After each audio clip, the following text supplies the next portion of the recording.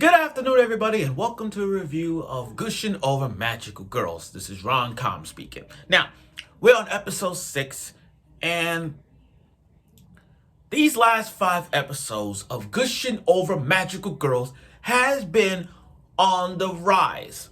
It is now, to me, an S-tier show full of wonders, BDSM vibe, fan service, Yuri vibe. What more can a show ask for? Now, these last 5 episodes has given us the love for these magical girls doing all these antics and fan service that turns people on. With antics of BDSM vibes, of, whipping people into shape, pulling out tentacles, tickling, hot wax, ripping off clothes and melting clothes, any way you could possibly imagine. Now, there's a theme when it comes to BDSM. There's a vibe in this episode, and everybody has been I haven't been it, but some of y'all have been in that kind of vibe situation. I'm talking about playing house. I'm not saying we're innocent. I'm not saying we feel guilty. I'm not saying you guys have, but how many of y'all have played house when y'all was a kid? Back when y'all was a kid, back in elementary, you used to play house, playing mommy, playing daddy, those kind of things. You play those before.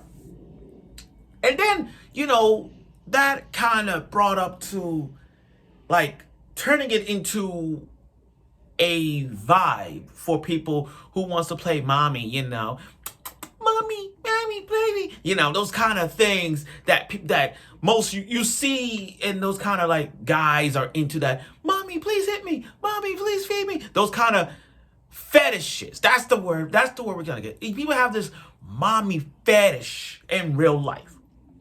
And like this episode, that's what this is all about. The whole mommy fetish. That's what it is. So without further ado, let's get right to the review of Gushing over Magical Girls episode 6. Now, after everything we've seen from all the fetishes, all the type of BDSM, we're now in the theme of this episode, a mommy thing. Not mommy, we're talking about mommy. Mommies. Like moms who take care of their childs and make sure they eat right, make sure you get to school on time, pick out your clothes, those kind of moms vibes, those kinds. So, Haruka, the pink magical girl, we don't get a lot of love for her. We don't get a lot of love from her. Being the leader of Thresh Magica, she's been the mom role of the 3. Let's look at this. We got the pink hair, you got Haruka, who's more the mom leader type vibe, mom/leader. You got Sayo, who's I will say not the brainiac, but more like I will say the big sister type, But then you got Kankuro. Am I saying her name right? I want to make sure I spell it right because Kaoruko. Yeah, Kaoruko is more of the character who doesn't give a fuck face. That's who she is. She doesn't give a fuck. Always cursing, doesn't care. That's what it is. That's what this whole trio is. And again, the whole theme is about mom, because the whole thing Haruka was, am I saying it right? The whole thing Haruka was the mom. Now, she goes out having fun, and these mushrooms, quote unquote. It's funny, when I saw this episode, the first day I was thinking of mushrooms, I'm thinking they're going to go to a mushroom vibe, if you know what I mean. Let's think about these mushrooms, for example. Think about the things with the banana and the popsicles. When I see about the mushrooms, I'm like, I see what you're doing. Now, let's talk about Alice. Nero Alice. I call her Alice because that's a good name. I call her by her magical name, Little Nero Alice, Necro Alice. She may not talk, but her smile says that all. And I'm going to get to that later. So Haruka liked to bring smiles to the world, and we get to see, they've decided to play house, because again, Haruka was playing house with Alice at the time. She was it was nice and everything, but they took house to a whole nother level with the fan service of playing fetishes with the mommy vibe. Literally, Alice turn Haruka into a baby. That is adorable. I mean, just by looking at her, it was so freaking adorable as a baby. Yo, I loved it. Like, for real. No question, guys. I love that.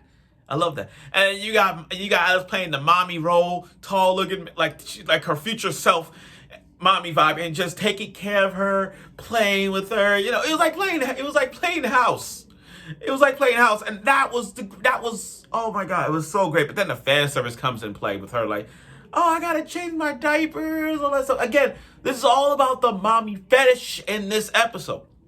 We also got an episode with the Thresh Magica's backstory, how it all appeared. I mean, here's the thing. When it comes to backstories of this Gushing over Magic Girls, every episode of their backstory started, it's funny to how they became magical girls and how they became evil magic girls. Take Kiwi, for example. Kiwi's example of her becoming an evil magic girl was because she's trying to get her only fan page, but Thresh Magic has been the most popular thing, so just because she hates them, she joins them.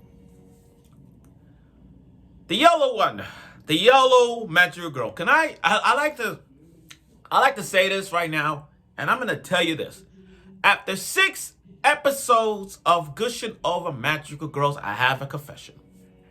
The yellow one, she is my least favorite.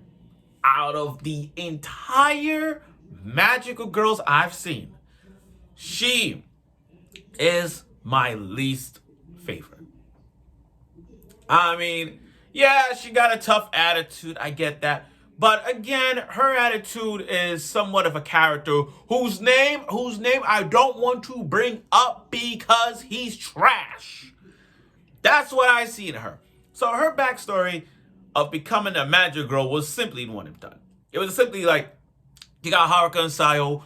I mean, Haruka bumped into her. She just transferred and she's trying to become friends with her, those kind of things. And then all of a sudden, an evil spirit came to attack her, and boy, can I get a break here?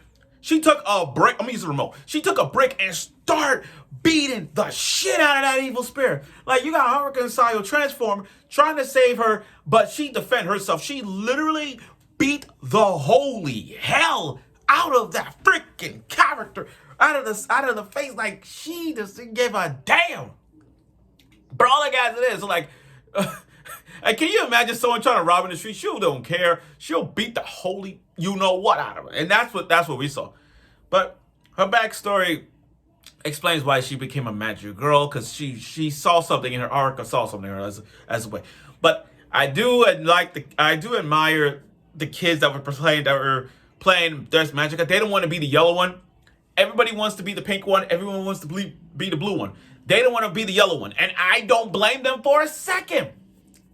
I don't blame them. Nobody don't want to be the yellow magic girl. Nobody want to act like her because she has a fucking nasty attitude.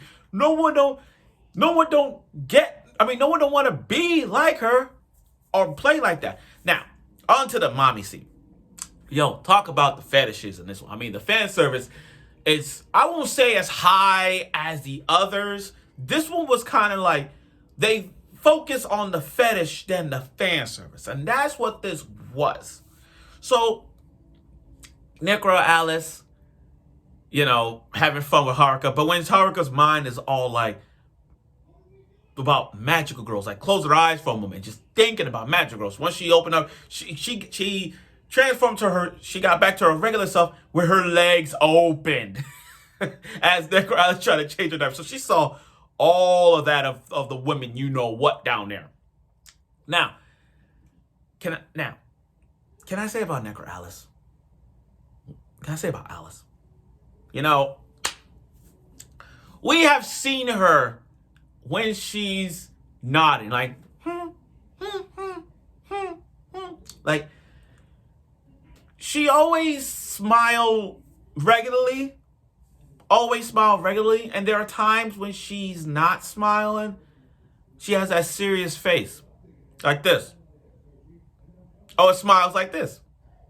But that scene where Haruka wants to continue playing mommy, all that stuff, to stop her from leaving, She got out the bottle and had that evil, sinister look. If you pause it perfectly, like 16 minutes and 30 seconds into it, you're going to see that evil look on her face.